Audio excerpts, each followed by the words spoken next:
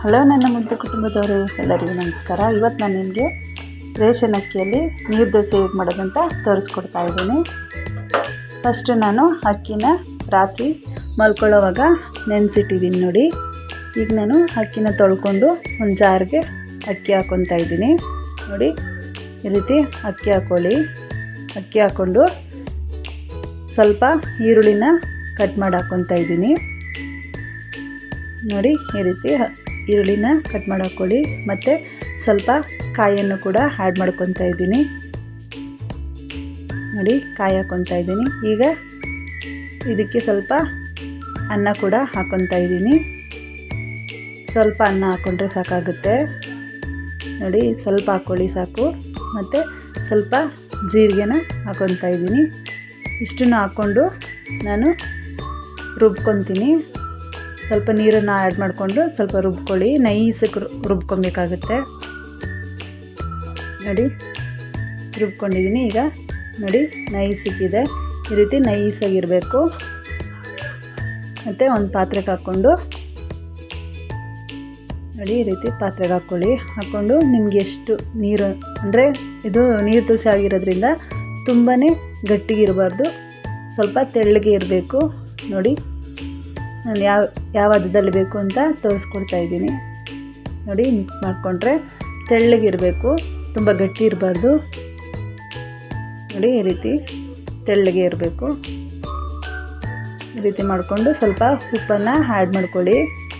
ರುಚಿಗೆ ತಕ್ಕಷ್ಟು ಉಪ್ಪನ್ನು ಆ್ಯಡ್ ಮಾಡ್ಕೊತಾ ಇದ್ದೀನಿ. ಉಪ್ಪನ್ನು ಹಾಕ್ಕೊಂಡು ಮಿಕ್ಸ್ ಮಾಡ್ಕೊಳ್ಳಿ. ಮಿಕ್ಸ್ ಮಾಡಿಕೊಂಡು ಈಗ ನಾನು ಒಂದು ತವನ ಕಾಯೋದಕ್ಕೆ ಇಟ್ಟಿದ್ದೀನಿ ನೋಡಿ. ಕಾದಿದೆ. ಫಸ್ಟ್ ಟೈಮ್ ಮಾಡಬೇಕಾದ್ರೆ ಮಾತ್ರ ಎಣ್ಣೆನ ಹಾಕ್ಕೊತೀನಿ ನಾನು ನೋಡಿ. ಈ ರೀತಿ ಎಣ್ಣೆನ ಪೂರ್ತಿ ಅಪ್ಲೈ ಮಾಡ್ಕೊಳ್ಳಿ. ಮತ್ತು ನೋಡಿ ಈ ರೀತಿ ಸೌಟಲ್ಲಿ ಹಾಕ್ಬಿಟ್ಟು ತವನ ಸ್ವಲ್ಪ ಎತ್ಬಿಟ್ಟು ಈ ರೀತಿ ಮಿಕ್ಸ್ ಮಾಡಿ ಪೂರ್ತಿ ಎಲ್ಲ ಕಡೆಗೆ ಹರಡೋವರೆಗೂ ಮಾಡಿಬಿಟ್ಟು ಅದ್ರ ಮೇಲೆ ಸ್ವಲ್ಪ ಎಣ್ಣೆನ ಹಾಕ್ಕೊಳ್ಳಿ ನೋಡಿ. ಸ್ವಲ್ಪ ಬೇಯ್ತಿದ್ದಂಗೆ ಸೈಡಲ್ಲಿ ಈ ರೀತಿ ಎದೊಳುತ್ತೆ ನೋಡಿ. ಈ ರೀತಿ ಚೆನ್ನಾಗಿ ಬೇಯಿಸ್ಕೊಂಡು ಮತ್ತು ಟರ್ನ್ ಮಾಡ್ಕೊಬೇಕಾಗತ್ತೆ ನೋಡಿ. ನಿಧಾನವಾಗಿ ತೆಳ್ಳಗೆ ಬರುತ್ತೆ, ಪೇಪರ್ ಥರ ಬರುತ್ತೆ ನೋಡಿ.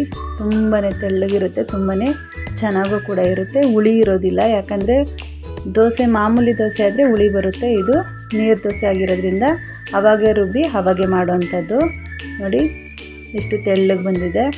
ಮತ್ತು ಫಸ್ಟ್ ನಾನು ತವಾಗೆ ಎಣ್ಣೆ ಹಾಕಿ ಮಾಡಿದ್ದೀನಿ. ಈಗ ನಾನು ತವಾಗೆ ಎಣ್ಣೆನೇ ಹಾಕೋದಿಲ್ಲ, ಆ ರೀತಿ ದೋಸೆ ಹಾಕ್ತಾಯಿದ್ದೀನಿ ನೋಡಿ. ಹಾಕ್ಬಿಟ್ಟು ಸ್ವಲ್ಪ ತವಾನ ಅಲ್ಲಾಡಿಸಿದ್ರೆ ಪೂರ್ತಿ ಕವರ್ ಆಗಬೇಕು, ಅಲ್ಲಿವರೆಗೂ ಆ ಥರ ಮಾಡಿಕೊಂಡು ಸ್ವಲ್ಪ ಎಣ್ಣೆನ ಹಾಕ್ಕೊಳ್ಳಿ ನೋಡಿ. ಈ ರೀತಿ ಎಣ್ಣೆನ ಹಾಕ್ಕೊಂಡು ನೋಡಿ. ಆಗಲೇ ಸ್ವಲ್ಪ ಬೇಯ್ತಿದ್ದಂಗೆ ಸೈಡಲ್ಲೆಲ್ಲ ಎದೊಳ್ತಾ ಇದೆ. ಈ ರೀತಿ ಎದೊಳುತ್ತೆ ನೋಡಿ. ಈಸಿಯಾಗೆ ಮಾಡ್ಕೊಬೋದು ನಾವು. ಜಾಸ್ತಿ ಇದಕ್ಕೆ ಏನು ಇಂಗ್ರೀಡಿಯೆಂಟ್ಸು ಬೇಕಾಗಿಲ್ಲ ನೋಡಿ. ಈ ರೀತಿ ಚೆನ್ನಾಗಿ ಆಗಿದೆ ನೋಡಿ. ಉಲ್ಟಾ ಮಾಡಿಕೊಂಡ್ರೆ ರೆಡಿ ಆಗುತ್ತೆ. ಈ ರೀತಿ ಮಾಡ್ಕೊಳ್ಳಿ, ತುಂಬಾ ಚೆನ್ನಾಗಿರುತ್ತೆ.